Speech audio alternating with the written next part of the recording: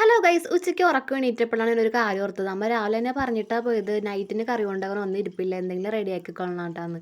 നേരെ അടുക്കളയിൽ ചെന്നപ്പോഴേക്കും വഴുതനങ്ങ ഇരിപ്പുണ്ട്. അപ്പോഴാണ് ഓർത്തത് എളുപ്പപ്പണി എന്തെങ്കിലും ചെയ്തിട്ട് മാറി പിന്നെയും കിടക്കാലാന്നേ. അപ്പോൾ രണ്ട് ഉണ്ട വഴുതനങ്ങ ഇരിപ്പുണ്ടായേട്ടാ. അത് നമുക്കിങ്ങനെ മീൻ ഫ്രൈ ചെയ്യണ പോലെ ചെയ്തെടുക്കാൻ നല്ല എളുപ്പമാണ്, നല്ല ടേസ്റ്റുമാണ്. അപ്പോൾ എനിക്ക് അങ്ങനെയൊക്കെ കഴിക്കണതാണ് കൂടുതൽ ഇഷ്ടം കേട്ടോ. അപ്പോൾ വഴുതനങ്ങ നമ്മൾ നന്നായിട്ട് കഴുകി എടുത്തിട്ടുണ്ട്. നമുക്ക് നേരെ വീഡിയോയിലോട്ട് പോവാം. വഴുതനങ്ങ ഇനി നമുക്ക് ചെറുതായിട്ടൊന്ന് കട്ട് ചെയ്തെടുക്കാം കേട്ടോ. തീരെ കനം കുറച്ച് കട്ട് ചെയ്യുവാണെങ്കിൽ നമുക്ക് പെട്ടെന്ന് തന്നെ അത് ഫ്രൈ ആയി കിട്ടുവേ. കത്തിക്ക് തീരെ മൂർച്ച കുറവായിരുന്നു കേട്ടോ. കുറേ നേരം കിട്ട് പരിശ്രമിക്കണം. കുറച്ചധികം സമയം എടുത്താണ് കേട്ടോ ഞാനിതെല്ലാം ഒന്ന് കട്ട് ചെയ്തെടുത്തതേ. അപ്പം നമുക്ക് ഇതുപോലെ കനം കുറച്ചെല്ലാം ഒന്ന് കട്ട് ചെയ്തെടുക്കണം. ഇതിൻ്റെ കറക്റ്റ് മസാലക്കൂട്ടൊന്നും എനിക്കറിയില്ല കേട്ടോ. ഞാനപ്പോൾ കുറച്ച് മഞ്ഞൾപ്പൊടി, പിന്നെ മസാലപ്പൊടി, മല്ലിപ്പൊടി, പിന്നെ കുറച്ച് മുളക് പൊടിയും കൂടെ ചേർത്തിട്ടുണ്ടായി കേട്ടോ. മുളക് പൊടി നമ്മുടെ ആവശ്യം അനുസരിച്ച് എടുത്താൽ മതി. ഞാൻ ഒരു സ്പൂണേ ചേർത്തിട്ടുള്ളൂ കേട്ടോ. പിന്നെ ഈ എല്ലാ പൊടികളും കൂടി നന്നായിട്ട് ഞാൻ മിക്സ് ചെയ്ത് എടുത്തിട്ടുണ്ട്. എന്നിട്ട് ഞാൻ വഴുതനങ്ങയിൽ അതെല്ലാം പേസ്റ്റ് ചെയ്ത് വെച്ചിട്ടുണ്ട്. ഇപ്പോൾ തന്നെ കാണാൻ നല്ല ഭംഗിയുണ്ടല്ലേ, നല്ല റെഡിഷ് കളറായിട്ട് ഇരിപ്പുണ്ടല്ലേ. ഇനി നമുക്ക് ഫ്രൈ ചെയ്യാം.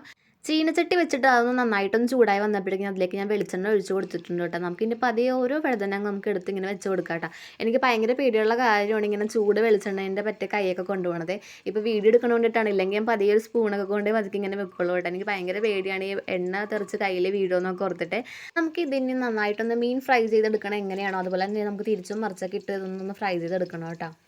ഫ്രൈ ചെയ്തതിൻ്റെ ഇടയ്ക്ക് തന്നെ എനിക്ക് വിശന്നപ്പോഴും ഞാൻ കുറച്ച് ചോക്ലേറ്റ് എടുത്ത് കഴിച്ചേട്ടാ. അപ്പോൾ നല്ല ഭംഗിയുണ്ടല്ലേ ഇപ്പോൾ കാണാനായിട്ട്. അപ്പം ഞാൻ കുറച്ച് ലോ ഫ്ലെയിമിലാണ് വെച്ചേച്ചത്. അപ്പോൾ നന്നായിട്ടൊന്ന് പെട്ടെന്ന് മുരിഞ്ഞ് എടുക്കുവാണെങ്കിൽ പണി തീർക്കാമല്ലോ എന്നതോടെ ഞാൻ കുറച്ച് ഹൈ ഫ്ലെയിം വെച്ചേ.